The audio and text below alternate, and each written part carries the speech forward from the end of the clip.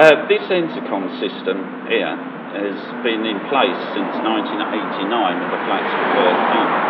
Over the last 2 or 3 years we've had several instances of where a failure of the lock has caused people either not to be able to get into the premises or indeed to exit the premises. As can be seen, the gates have not been painted for many years, so this first impression of Chandler House is terrible. And if we look at the ceiling, the light above, it's all rusty all the way round it, and that hasn't worked for years. And to the right, you can see there's been cardboard put in where the ceiling panels are missing to stop the birds to getting into the building. Walking through, looking up at the ceiling, we have lights that are all rusty all round, lights that are missing, exposed wiring for lights. In the building, in the gated area, we have 11 lights, of which only one of them works. This has been the case for many, many years. At night, it's impossible to put a key in the lock without using your mobile phone as a light.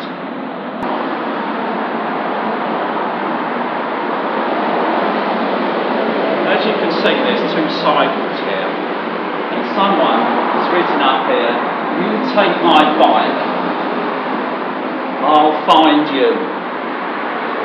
Now the reason these bikes are here is because in 2011 the cupboard of which they used to be stored in was taken out of commission. The cupboard is over here,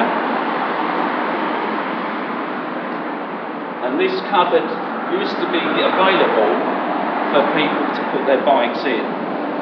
In 2011, Mr. Selwyn decided to rent these cupboards out to flat owners, which meant that people had nowhere to store their bikes. As can be seen, the gates on the Fairfield north side are in equally bad condition as the London Road side, and if we look up here, this light doesn't work, same as the one in London Road, and through looking at the ceiling here, you can see the damp coming through the ceiling. Right, this is the bin cupboard to Chandler's house, and today is remarkably tidy. Usually there is rubbish strewn all over this. And as you can see, someone has written up on the wall, "This is not a fucking rubbish dump." Those words generally ignored. This is the second storage cupboard here, which was also rented out by Mr. Selwyn at £80 a month. As we have seen, the general impression of a would-be buyer coming to Chandler's house, or people visiting Chandler's house, is terrible, and it doesn't get any better when I open the door to the main entrance into the building itself.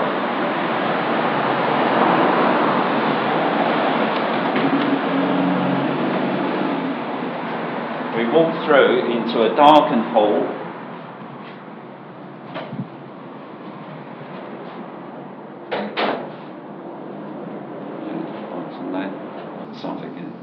We are now standing in the main entrance to the Chandler house middle block. As you can see, it's fairly dark in here, even though it's very sunny outside. The lights don't work during the day, they come on automatically at night. The walls are filthy and have not been painted for years. The lift is out of action, despite the 6 flat owners paying over £20,000 since 2010 for the services of this lift. The lift was decommissioned in May last year, and it's still out of commission today. The issue with this is my mother is no longer able to visit here because she's 84 and can't go up the stairs, and worse, there's a lady who lives on the 2nd floor who's seriously ill, and this seriously inconveniences her, to the point that she may have to sell her apartment because she cannot live here. We are now walking up from the ground floor to the first floor.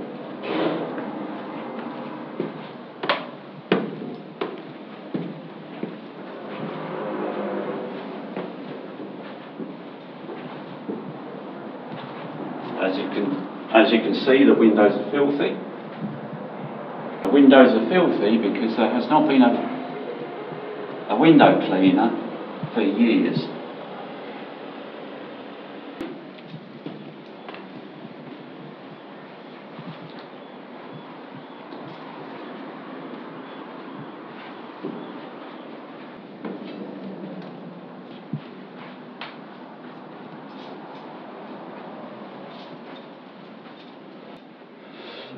Here we are on the third floor of Chandlers' house, and if we look up to the skylight,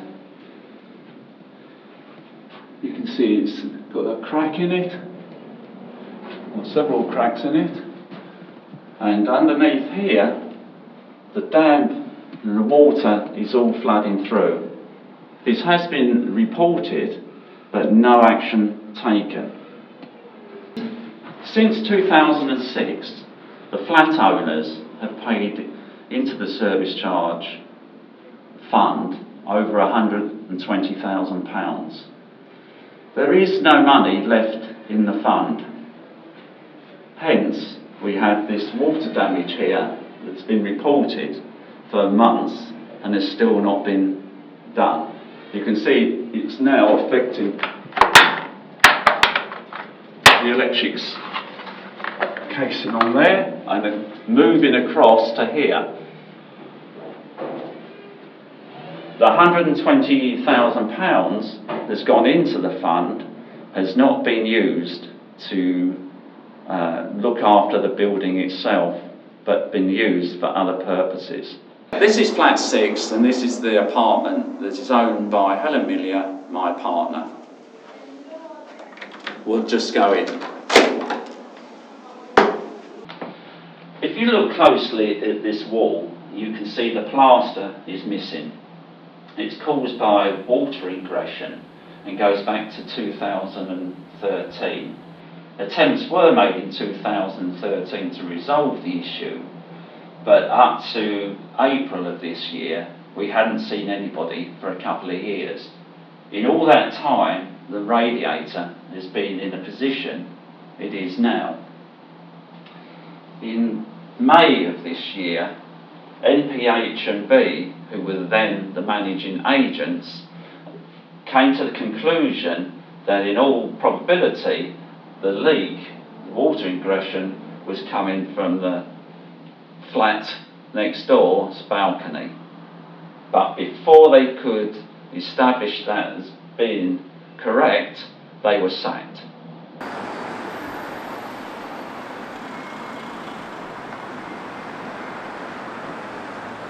These 4 folders are only part of a collection of 10 folders, all relating to the events of the last 6 years, and in some cases going back to 2000. These ones here is the lease, one on fraud, one on the lift, and one for libel harassment. This concludes the tour of the Chandlers House building itself. The question is, what happened to the £120,000 that flat owners paid into the service charge fund? Where has that money gone? Because it hasn't been spent on the building, so it must have gone somewhere.